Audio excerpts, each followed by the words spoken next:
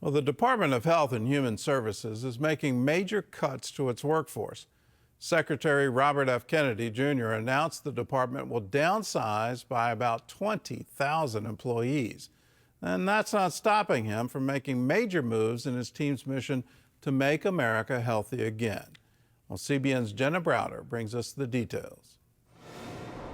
For 20 years, I've gotten up every morning on my knees and prayed that God would put me in a position where I can end the childhood chronic disease epidemic in this country. Secretary Robert F. Kennedy Jr. says nothing is off limits. His first target, food additives. Carrageenan, riboflavin, monosodium glutamate, and 20 others that I can't pronounce. In March, the secretary met with the heads of major food companies, telling them food dyes must be phased out by the end of his term.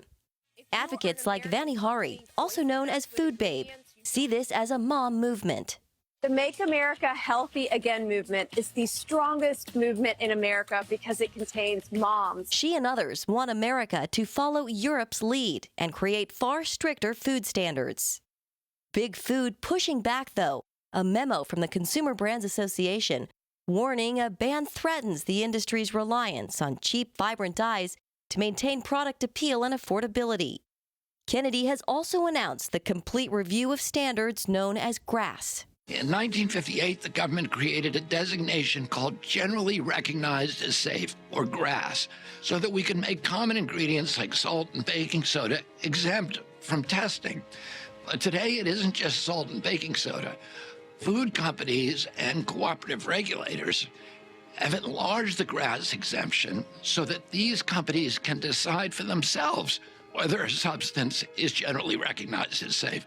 No FDA approval is needed.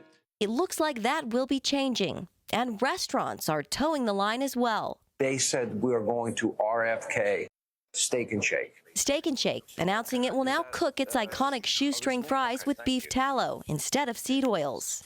And then there's what HHS has dubbed Operation Stork Speed, the agency aiming to update American baby formula standards in a move to remove ingredients like seed oils and high fructose corn syrup.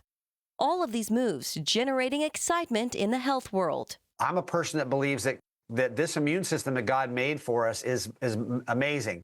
It can stop so many things. John Richardson founded Operation World Without Cancer. They got rid of the WHO and they started the Global Wellness Forum. A very close friend of mine, Dr. Ed Group, is one of the people behind that. Marla Maples is on that team, and it's all about us bringing God-given, natural, not pharmaceutical, not patented drugs to the forefront, so that people can know we can heal so many of our problems, including our poor nutrition, by just bringing us back to a diet based on things that are natural and God-given. Critics are less enthusiastic, though. He has, since 2005, been the main megaphone of not only anti-vaccine claims in America, but anti-health science and conspiracy theories about health. Most of the criticism surrounding Secretary Kennedy continues to be about vaccines. His worldview is driven by an engine of conspiratorial ideation, where he must be right. Therefore, all scientists and doctors who express concern with the nonsense he comes out with are part of the conspiracy. Kennedy maintains he's not anti-vaccine and recently praised the MMR vaccine in light of several measles outbreaks. So where does the movement go from here? There is nothing else that's more urgent. Katie Talento, an epidemiologist by training, served as a health advisor in the first Trump administration. She says one of Secretary Kennedy's biggest tasks will be to get his HHS employees, many of them career civil servants, on board with his vision. I think they can be inspired by Secretary Kennedy's agenda. And as long as he sticks to the science and really respects some of their institutional knowledge about how to get these things done and what authorities that they have, I think he'll be able to. In terms of what she thinks we'll see next, an update to dietary guidelines. She also wants Secretary Kennedy to address the childhood vaccine schedule and focus on how various agencies got so much wrong during the COVID pandemic. It's been a lot to keep up with since February. We should mention Secretary Kennedy has also taken on the issue of biological sex. In a guidance, he declared there to be only two biological sexes, male and female.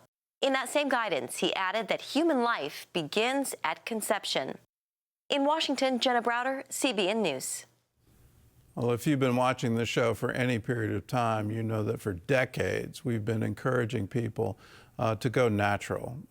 Please look at the ingredients in the processed food. And the common thing, if you can't pronounce it, then you probably shouldn't be eating it. Let's stick to what God has created. That's proper nutrition for us. I remember having, all the way back in the 1960s, my father wanted an organic garden. The reason I remember it so much is I was the designated gardener. And so I was the one out there with a shovel, tilling the land and then planting and then making sure, you pick off pests by hand. We had some really good vegetables come out of that, and the benefits are incredible. You look at my parents, they lived into their 90s, and it's all because they were very strict about this. When you look at the effect of excitotoxins on your brain and how that stimulates further appetite, is there any wonder there's an obesity epidemic? Can we get back to what God created and eat that instead of all these chemicals and dyes coming into us that we really don't know the impact? There's been a few thousand years of human history. When you eat natural, you're eating a whole lot